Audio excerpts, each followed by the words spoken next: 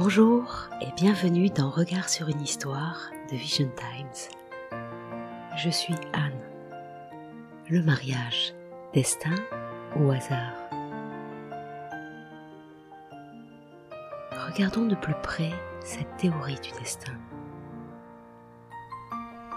Dans le monde d'aujourd'hui, nombreux sont ceux qui pensent que le choix d'un partenaire de vie se résume à un simple hasard ou à des rencontres aléatoires. Mais le mariage est-il vraiment le résultat d'un simple caprice du destin? Ou pourrait-il y avoir un arrangement prédestiné à l'œuvre? Des similitudes génétiques plus élevées entre deux personnes mariées. Pour explorer cette idée, des chercheurs de l'Université du Colorado à Boulder ont mené une étude intrigante. Ils ont sélectionné au hasard 800 couples pour l'étude et ont ensuite choisi 800 personnes des deux sexes non apparentés qui ne vivaient aucune relation romantique ou conjugale pour servir de groupe de référence. Après avoir testé et analysé les gènes des deux groupes, les chercheurs ont été surpris de constater que la similitude génétique entre les couples était plus élevée que la similitude génétique entre les inconnus. En d'autres termes, comme on le dit souvent, si un homme et une femme se ressemblent, ils ont plus de chances de se marier. Ou, dit d'une autre manière, qui se ressemble, s'assemble. Mais avec des milliards de personnes dans le monde, comment les gens trouvent-ils l'autre moitié dont les gènes reflètent les leurs? Est-ce le hasard qui fait qu'une personne spéciale devient notre compagnon pour la vie? Ou un facteur qui dépasse l'entendement humain entre-t-il en jeu? La photographie énigmatique de deux enfants bien des années avant leur mariage. En 2010, Donna Voutsinas, une Américaine de 25 ans, et son mari Alex Voutsinas, originaire du Canada, se sont rencontrés sur leur lieu de travail, sont tombés amoureux, se sont mariés et ont fondé une belle famille. Aux yeux des autres, leur mariage est le modèle parfait d'un couple binational heureux qui s'est rencontré par hasard. Mais s'agit-il vraiment d'un hasard? Une photo d'enfance raconte une toute autre histoire. Un jour, alors qu'Alex regarde les photos d'enfance de sa femme, il est soudain bouleversé. Sur une des photos, il est stupéfait de voir son père et lui-même. Se pourrait-il que ce mariage ait été prédestiné? À l'époque où la photo a été prise, Donna n'avait que 5 ans. Sur la photo, elle et ses deux jeunes frères posent avec un personnage de dessin animé lors de leur voyage à Disneyland en Floride. Étrangement, à l'arrière-plan de la photo, on voit le père d'Alex avec une poussette dans laquelle est assis Alex. C'est incroyable que je sois sur la même photo que ma future femme, alors que je n'étais qu'un bambin, a déclaré Alex. Donna a ajouté « Je n'aurais jamais imaginé que mon futur mari serait sur cette photo, c'est vraiment génial. Je crois que notre union était vraiment destinée à se réaliser. C'est une coïncidence impressionnante et j'en suis encore étonnée. » Le fait que Donna et Alex se soient croisés dans leur enfance et qu'ils soient même originaires de pays différents montre que leur mariage est plus qu'une simple coïncidence.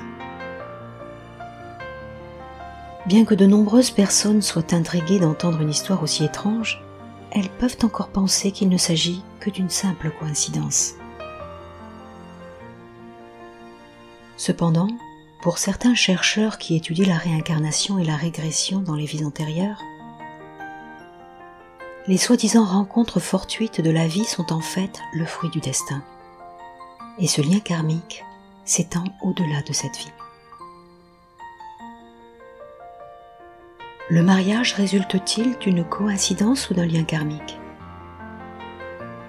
Le docteur Michael Newton, maître hypnothérapeute certifié, est spécialisé dans la régression dans les vies antérieures pour soulager les maux de la vie actuelle.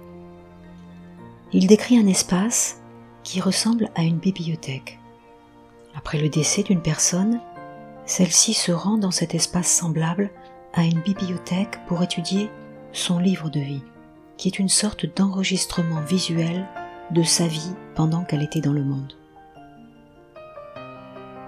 Il se rend également devant un comité composé de plusieurs anciens pour passer en revue et analyser sa vie qui vient de s'écouler, où ils prennent également des dispositions pour la vie suivante. En fait, cette conception est étroitement liée aux cultures orientales, dans laquelle il est dit que la vie des gens, après la mort, est jugée par Yama, le roi du monde souterrain. Bien que les âmes du monde spirituel puissent regretter profondément les transgressions commises dans leur vie antérieure, elles n'essaient pas de justifier leurs actions, ni d'échapper à leurs responsabilités. Au contraire, elles choisissent volontairement de rembourser leurs dettes karmiques dans la vie suivante. Parfois, les gens choisissent même volontairement une vie difficile, afin d'élever plus rapidement leur niveau spirituel. De manière inattendue, il semble que l'hypnose occidentale ait trouvé un terrain d'entente avec la doctrine orientale de la réincarnation. Le docteur Newton a apporté une réponse à la question de savoir comment les âmes trouvent leur partenaire au sein d'une vaste population. Selon lui, les personnes décédées se rendent dans un cercle du destin pour observer et expérimenter certains éléments importants de leur prochaine vie avant de se réincarner. Ces connaissances les aident à choisir les bons liens karmiques dans leur prochaine vie. Des indices tirés de perceptions de la vie d'un homme le conduisent à sa femme. Avant d'entrer dans sa prochaine vie, un homme a reçu plusieurs signaux clés dont il devait se souvenir et qui le conduiraient à sa future épouse, Melinda. Ces signaux comprenaient le son caractéristique du rire de Melinda, l'odeur de son parfum la première fois qu'ils danseraient ensemble, et bien sûr l'attrait de ses beaux yeux. Melinda, quant à elle, avait pour consigne de noter les oreilles décollées de son futur mari.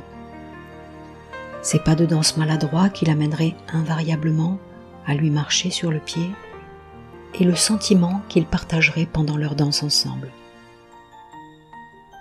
Au début de cette vie, l'homme vivait dans l'Iowa et Melinda en Californie. Alors qu'ils étaient au lycée, l'homme a failli épouser son ami de lycée, mais le destin avait ses propres plans. Sa famille a déménagé en Californie et il a rompu avec sa petite amie. Alors qu'il venait d'arriver en Californie et qu'il ne connaissait personne, il a soudain eu l'idée d'aller au bal de fin d'année. Et c'est à ce fameux bal que Melinda et lui ont eu le coup de foudre. Pendant l'hypnose, l'homme s'est souvenu que c'était le doyen du monde des esprits qui avait joué le rôle d'entremetteur et lui avait soufflé l'idée d'aller au bal de fin d'année. Cela lui a permis de rencontrer Melinda sans problème. Il semble que ce que beaucoup considèrent comme des coïncidences sont des choses qui sont vraiment censées se produire et qui sont dues à une relation prédestinée.